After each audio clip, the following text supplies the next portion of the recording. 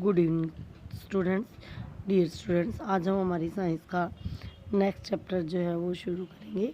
Chapter का name है कचरा संग्रहण एवं निपटान। तो स्टूडेंट्स, हम सब ने हमारे आसपास देखा होगा घरों में कि इधर उधर हमारे चारों ओर जो है कूड़ा बिखरा रहता है अनेक स्थानों पर। हम दुकानों से दालें, अनाज, दूध, बिस्किट या तेल वगैरह ख़रीदते हैं तो वो सामान ज़्यादातर प्लास्टिक की थैलियों में पैक होता है। पैकिंग की थैलियों को हम कचरे में फेंक देते हैं। कभी कभी हम कुछ ऐसी वस्तुएं भी बाज़ार से ख़रीद लेते हैं जिनका वास्तव में उपयोग बहुत कम होता है और बाद में हम उन्हें बचे हुए सामान को कचरे में फेंक देते हैं। इस तरह हमारे स्कूल, घर, रेलगाड़ियों, बसों, सार्वजनिक स्थानों से प्रतिदिन बहुत सारा कुछ कचरा जो है वो निकलता है। तो क्या आपने कभी सोचा है कि इस कचरे का क्या किया जाता है? इस कचरे का निपटान करने के लिए सफाई कर्मी जो है वो इस कचरे को इकट्ठा करके इसे ट्रकों या कूड़ा ढोने वाली मशीनों द्वारा निचले और खुले क्षेत्रों में, जहां गहरे गड्ढे होते हैं, वहां ले जाते हैं। इन खुले क्षेत्रों को भराव क्षेत्र कहा जाता है। वहां उस भराव क्षेत्र में ये कचरा डाल दिया जाता है और वहां जो है कचरे के उपयोग में आ सकने वाले भाग को कचरे से अलग कर लिया जाता है। कचरे में उपयोगी और अनुपयोगी और उपयोगी दोनों जो अवयव हैं वो इकट्ठे मिले होते हैं। वहाँ से उपयोगी सामान को अलग कर लिया जाता है और अनुपयोगी को वहाँ छोड़ दिया जाता है। और जब ये भराव क्षेत्र पूरा भर जाता है इससे कचरे से, तो इस कचरे को जो है भराव क्षेत्र में फैलाकर इस पर मिट्टी की परत से ढक देते हैं।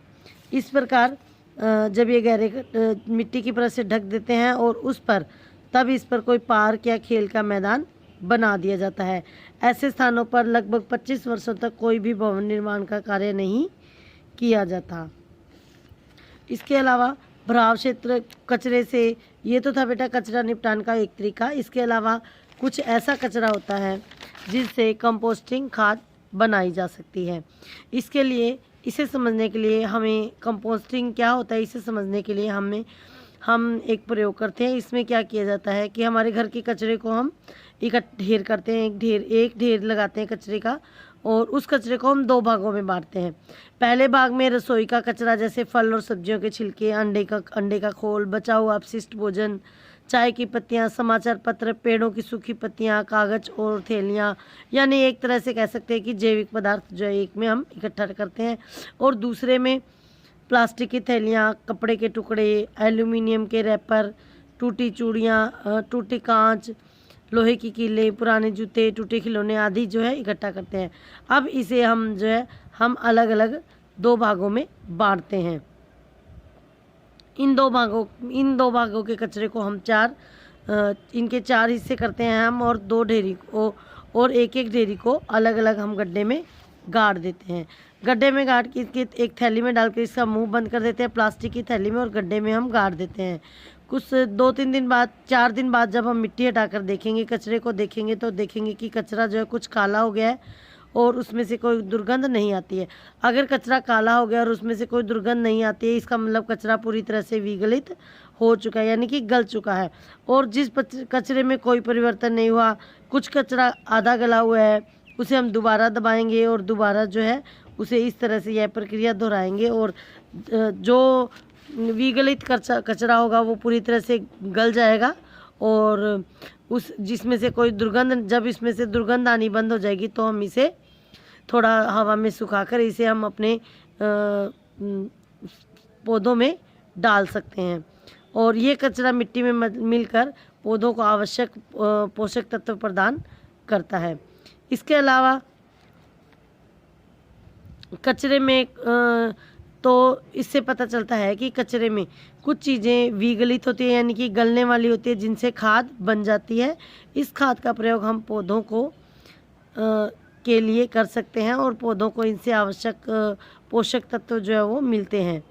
तो कुछ शहरों में, नगर पालिका में प्राय 2 प्रकार के कचरे को एकत्रित करने वाले अलग अलग कूड़ेदान होते हैं।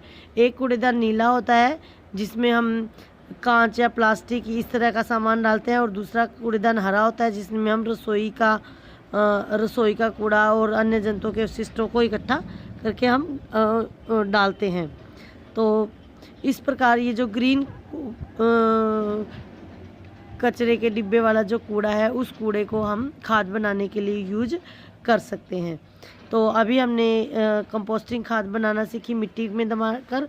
इसके अलावा एक और वर्मी कंपोस्टिंग भी होती है। वर्मी कंपोस्टिंग में क्या होता है, वर्मी कंपोस्टिंग में हम कुछ लाल केंचुए लेते हैं। ये लाल केंचुए कंपोस्ट बनाने में कंपोस्ट बनाते हैं। इसके लिए एक विशेष विधि होती है। इसके लिए एक गड्ढा खोदा जाता है। गड्ढे की तली में कोई जाल या हम रेत की 1 से 2 सेंटीमीटर मोटी परत बिछा सकते हैं। उसके ऊपर अब हम जो सब्जियों और फलों के अपशिष्ट है वो डाल देंगे और उसके ऊपर केंचुए डालकर उसे हम हरी पत्तियों या सूखी डंडियों के टुकड़े से ढक देंगे। उसके बाद हम इस पर कुछ मात्रा में जल छिड़केंगे और हमारा जो है कंपोस्टिंग खाद बनाने का, या कह सकते हो कि लाल केंचुए का घर जो है वो तैयार है। अब क्या होगा बेटा कि ये जो केंचुए हैं ये इस जो ये हम छिलके डालते हैं फलों और सब्जियों के, ही छिलके उनका भोजन है।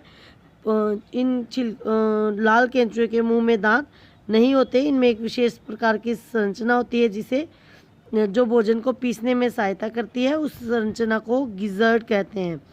अगर लाल केंचुए के खाने में हम अंडे के छिलके, अंडे का जो बाहरी छिलका है वो, या समुद्री शंख या सीपी का चूरा मिला देते हैं, तो उससे क्या होता है कि ये भी खाने के साथ उसके पेट में चला जाता है और चीज़ों को पीसने में, भोजन को पीसने में उसकी हेल्प करता है। ये केंचुए, इन केंचुओं को अचार, नमक, तेल, मांस, सिरका और दूध से बने हुए पदार्थ नहीं डालने चाहिए। ऐसा करने से जो है उनमें रोगकारक जीव पैदा हो सकते हैं। और गड्ढे के पदार्थों को कुछ दिनों के अंतराल पर धीरे धीरे मिलाते रहना चाहिए। हम इसमें चाय पत्तियाँ, टूटी हुई पेड़ की पत्तियाँ, घास फूस, खरपतवार खेत की, ये सब उसमें डाल सकते हैं। एक लाल केंचुआ जो है वो एक दिन में अपने वजन के बराबर आहार खा सकता है।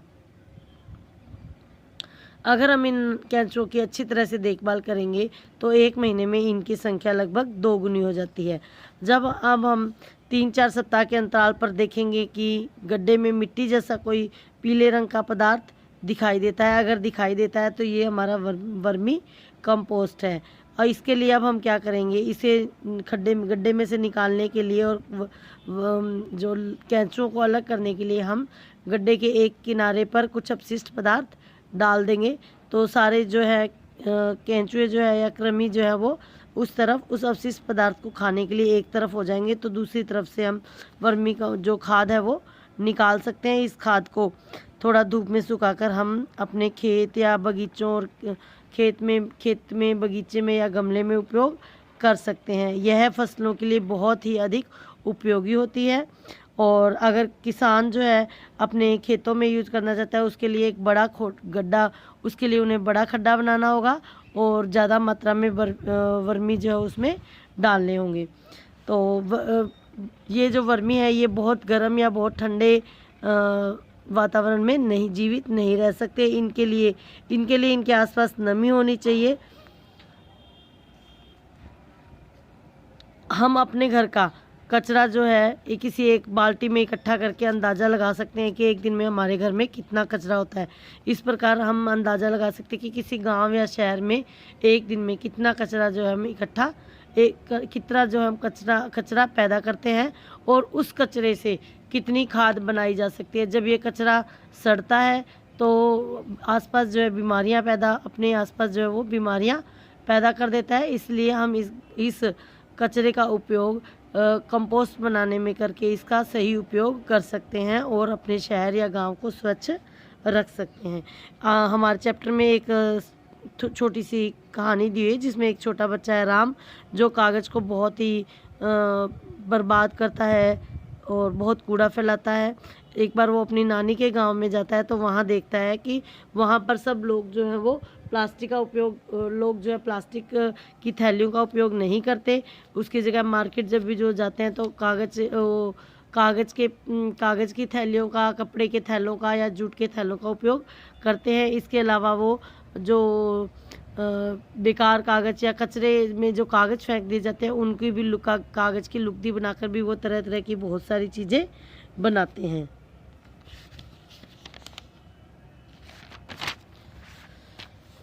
आपने अपने आसपास कचरा बीनने वाले देखे होंगे और हम लोग जो है जब वो हमारे पास से निकलते हैं तो कुछ लोगों को नाक मुंह सिकोड़ते हुए भी देखा होगा, लेकिन ये कचरे वाले वास्तव में हमारी सहायता करते हैं। स्टूडेंट्स, नेक्स्ट टॉपिक आपका हम नेक्स्ट वीडियो में करेंगे। Stay home, stay safe.